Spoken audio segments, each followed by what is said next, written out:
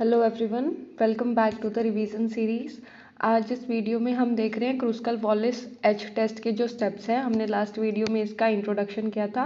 तो क्रूस्कल वॉलिस टेस्ट हमारा जो वन वे अनोवा होता है उसका नॉन पैरामीट्रिक अल्टरनेटिव है, यानी कि जब हमारी पैरामीट्रिक टेस्ट की अजम्पशन फुलफिल नहीं होती और हमारे पास 3 या 3 से ज़्यादा ग्रुप्स होते हैं कंपेयर करने के लिए, तब हम क्रूस्कल वॉलिस टेस्ट लगाते हैं।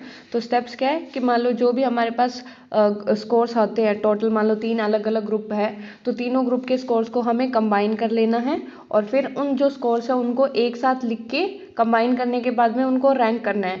ठीक है, अगर मान लो हमारे पास कुछ टाइज हो, यानी कि हमने किसी के अंदर सेम स्कोर लिख रखा है, तो हम उसको एवरेज रैंक देंगे और फिर एवरेज रैंक या हमने जितने भी स्कोर्स हैं उनको रैंक करने के बाद में उन जो पर्टिकुलर ग्रुप है, मान लो कि हम लेते हैं जैसे हमारे पास 3 ग्रुप हो गए, पहला, दूसरा और तीसरा, और इसके अंदर कुछ हमारे पास स्कोर्स है इनके अंदर।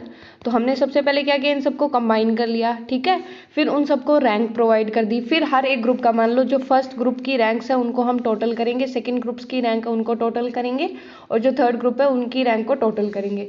फिर हम क्या करेंगे, जो हमारे पास एक क्रूस्कल वॉलिस टेस्ट निकालने का एक फॉर्मूला होता है उसके अंदर वैल्यूज पुट करेंगे, जिसमें जो n है उसका मतलब हमारे पास कैपिटल N का मतलब होगा कि टोटल नंबर ऑफ ऑब्जर्वेशन।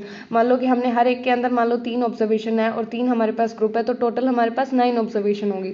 ठीक है, तो n का मतलब ये होगा, और जो R1 R2 और R3 यहाँ पे स्क्वायर कर रखा है, इसका मतलब ये है कि जो हमने यहाँ पे सम ऑफ रैंक निकाला है ना, यानी कि इसमें जो रैंक आएगी इनका सम, फिर अगर मान लो सेकंड ग्रुप है तो सेकंड ग्रुप की जो रैंक है उनका सम और थर्ड ग्रुप की रैंक उनका सम, ऐसे करना है हमें। और जो हमारा स्मॉल n है, इसका मतलब है कि हर एक ग्रुप में कितने पार्टिसिपेंट है। मान लो फर्स्ट ग्रुप A है हमारा, तो उसके अंदर 3 पार्टिसिपेंट है, तो हम यहाँ पे 3 लिखेंगे। तो ऐसे करके हमारे पास क्रूस्कल एच वॉलिस टेस्ट की वैल्यू निकलेगी। फिर हम उसको टेबल से कंपेयर करेंगे और हमारे पास होता है डिग्री ऑफ फ्रीडम निकालने का भी फॉर्मूला, जो होता है K-1। अब K का मतलब क्या है कि हमारे पास कितनी ट्रीटमेंट कंडीशन है। जैसे इसमें हमारे पास 3 ग्रुप्स है या 3 ट्रीटमेंट कंडीशन है, तो हमारे पास यहाँ होगा 3 - 1 = 2। So this was all. और अगर आपको डिटेल में देखना है तो आप हमारे चैनल पे जाके देख सकते हैं। Thank you for watching.